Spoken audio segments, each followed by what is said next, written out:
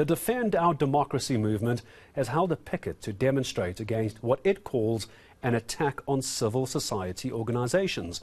One such attack, as an example, came after the deadly fire in central Johannesburg in August, with officials pointing fingers at organizations that fight against the illegal removal of people without alternative accommodation. The movement's also objecting to proposed laws that will allow for the surveillance of protesting organizations. Two very different but very big issues to talk about. I'm joined by the Deputy Chairperson, Rekgotso-fetse Chikane, joining us, the Deputy Chairperson for Defend Our Democracy.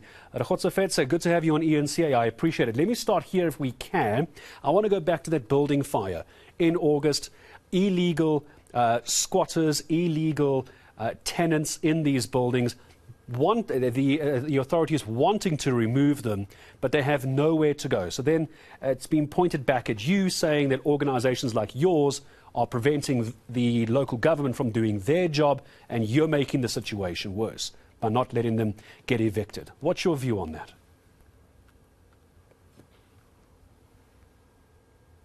Yeah, I think it's a complete mischaracterization of what NGOs are doing, especially within the city center of Johannesburg.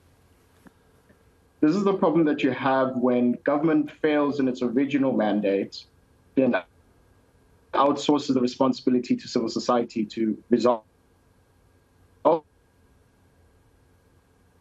this issue in one way or another, within continues to fail, they then need a scapegoat of some sort. So our picket on Friday was a way of highlighting to civil society that the collective of NGOs across the country are in support of the activities of organizations that are adhering to the Constitution to say and holding the state accountable, right? The idea that we cannot remove people because NGOs are litigating against us and stopping and taking us to court. Well, it's because the government is going about procedures of evictions that are against what the Constitution prescribes, right? That you need an NGO sector that says you can't just remove people because you want to remove them. You need to remove them and place them in accommodation that is acceptable, that is sanitary, that is humanitarian at the same time. You can't leave people on the side of the road, right? The bigger issue that we have now is that you wouldn't have this issue if these buildings were being maintained and monitored and there was proper services being put into them, right? And this is the issue that civil society is really facing around how does civil society hold government accountable within its constitutional ambits, whilst also doing the outsourcing job that the state is given to civil society. And I think finding that balance is important, and it's one that the state needs to remember. Rekgotso-fetse as well, there's another argument that I remember raising when we were busy covering this building that was on fire in the CBD. Apart from a housing issue, which you've made your point on, that these needs to be buildings that are suitable for human habitation, we have an overpopulation issue because we have an uncontrolled illegal immigration population coming into the country because of our porous borders. How does Defend Our Democracy movement view our borders, the lack of action at our borders, and now what we're seeing is an overpopulation in our CBDs?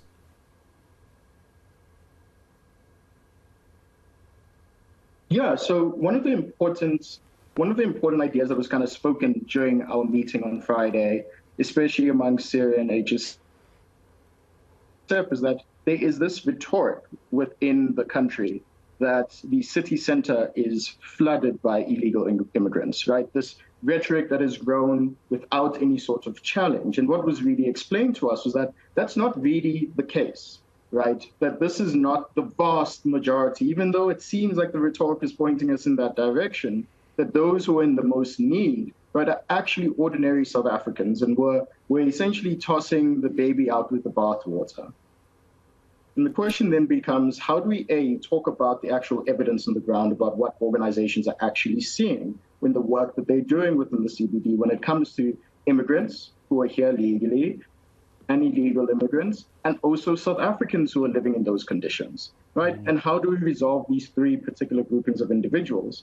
But again, once the state doesn't fix certain problems in other areas of society, whether that is border control, it creates these knock-on problems that civil society is also trying to deal with. So the question then becomes, how do you have a capable state where the organizations that sit outside of the state are trying to assist the state in producing the services that it wants to produce for its citizens. How do you do that when you then scapegoat them at the same time?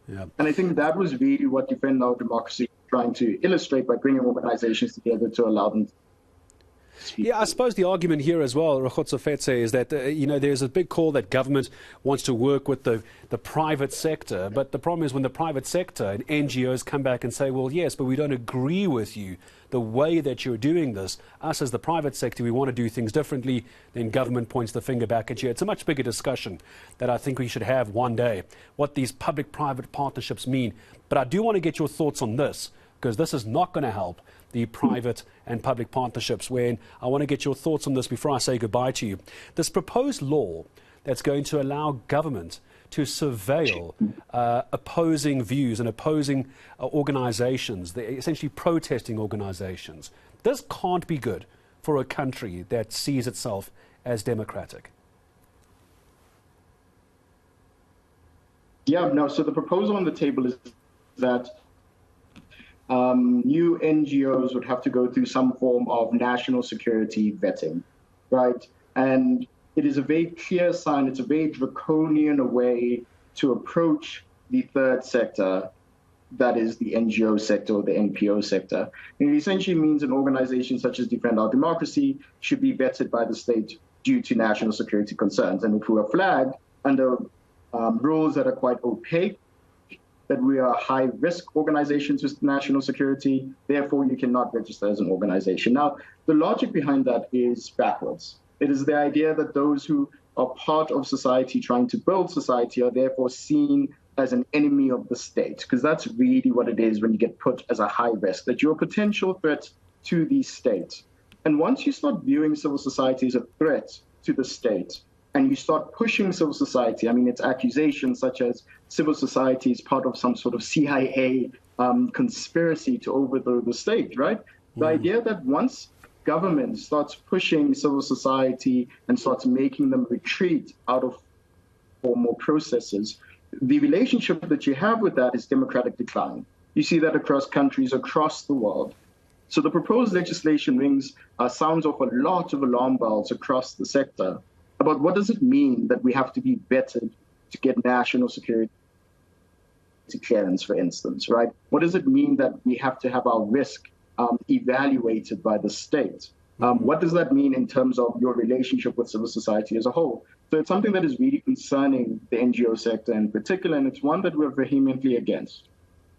Yeah, it's a lot of the way it's being phrased and the way it's being worded as well, which really does seem to go against much of what is considered to be sanctimony in our democratic values as a country as well. So I'm glad you've raised the issue. Hopefully it's something we can debate in the build-up to this possibly becoming law. It's a bill at the moment as well, but there's a lot of resistance to this. Rekgotso-fetse Chikane, thank you for your time today. So from Defend Our Democracy movement, two big issues. One is this idea that protesting organizations can essentially be surveilled as a result of their actions. The other, of course, is officials pointing fingers at NGOs when it comes to these buildings with illegal occupants inside. They want to evict them as authorities, but then they're saying these NGOs are blocking them and stopping them from doing their job and therefore stopping them from doing what needs to be done. It's not an easy answer. It's a difficult debate to have,